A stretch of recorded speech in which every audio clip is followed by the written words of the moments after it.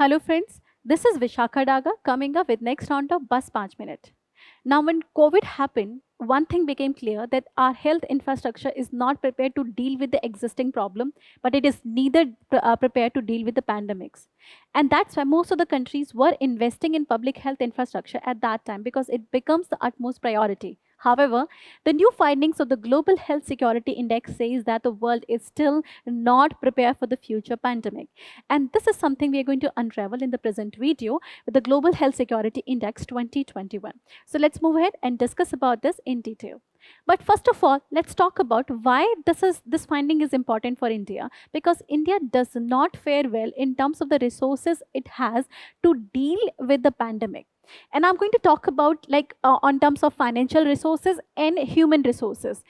If we see the performance at the level of financial resources, we have the world's one of the lowest allocation, budgetary allocation to the health infrastructure, to the health, which is only 1.3% of GDP, whereas most of the countries are currently contributing 3 to 6% of the GDP. That is current requirement actually. So our financial allocation is low.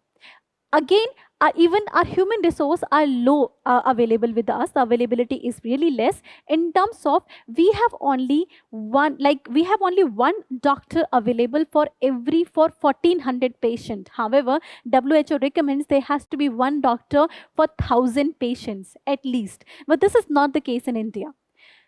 Adding to that, there is a climate vulnerability, and 80% of Indians are vulnerable to climate scenario that is going to actually take over the world. And next is the pandemics, which are actually impacting everyone. And COVID-19 shook the foundation of India's health infrastructure, which was already in perils. So this is why we are going to talk about this health security index, which are further reflecting on India's situation. So let's talk about this report. But first of all, let's talk about the important thing, which can be easily asked in a prelims, is that what does this report tends to identify and who is actually releasing this report. So first and foremost is you should know that Global Health Security Index is actually released by Nuclear Threat Initiative and John Hopkins Center. Now, both are actually not a governmental organization. The both are international organization. This one is NGO in particular. Now, this John Hopkins Center work for the communication in public health. So this works on communication in public health. The interesting thing is this Nuclear Threat Initiative, as the name suggests, this organization is working to reduce the nuclear threats as well as the threats from the biological weapons. So this is interesting. What if in exam they give you the question like Global Health Security Index, which was in news recently, was released by which of the following organization? And you have an option of WHO, World Economic Forum, and you may go for that, because why would you think a nuclear threat initiative would work for the Health Security Index? Yes, however, this is working to actually bring out the Global Health Security Index. Now, it scores the country from 0 to 100 on the basis of 6 categories of 37 indicator and 96 sub indicator.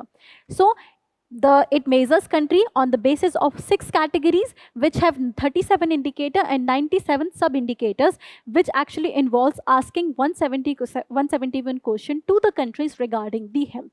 So this is about knowing the Global Health Security Index.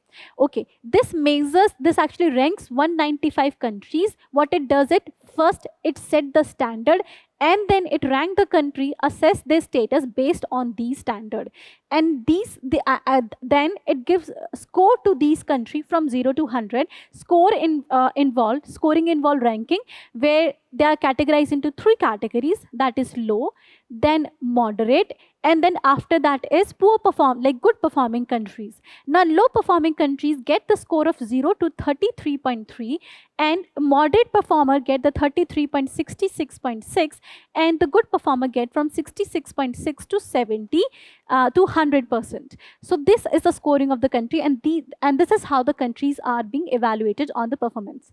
Now let's come to the findings of the report. It has some interesting finding in terms of India has actually slipped on its performance on health security. As I said, COVID actually shook the foundation, which was already vulnerable in India. So it slipped by 0.8% to 42.8. However, you can say that overall world was actually seeing a slip. As you can see, the world's overall slip to 40.2 from 38.9. However, this cannot be an excuse. Whenever you're writing an answer, you can write an answer like this. This cannot be an excuse, because whenever you see a challenge, it can be an opportunity. For writing this an answer, you can actually give an example like this. Any challenge can be an opportunity which is utilized by Bangladesh, Maldives, and Sri Lanka properly, because it is these three countries which have seen overall improvement, and these are our neighbors only. And India should learn from these countries. Now, also, there is no country which scored in top tier, which is actually 75.9. So no country has improved overall in here. Then it talked about the overall performance of the country. It says overall the world is not prepared to deal with pandemic. And for this, it is giving actually tangible data. It says that more pandemics may come and more it is going to impact the global economy. But the tangible data suggests that the world are not prepared. Now, it says that in terms of how countries are performing in terms of the fund, planning, and execution. First of all, it says that the 65% of the countries do not have a national public health emergency plan, a contingency plan, if they actually see a pandemic is going to hit them. The reaction is mostly a knee-jerk reaction, which may cause loss. Like in case of India, a lockdown result in the death of the many migrants. They suffered a lot in this pandemic.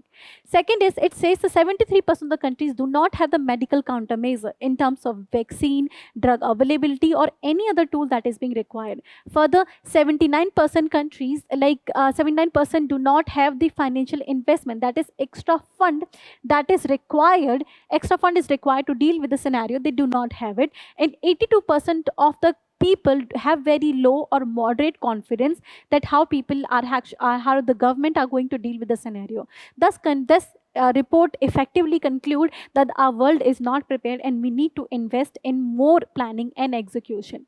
For this, it has given several recommendations.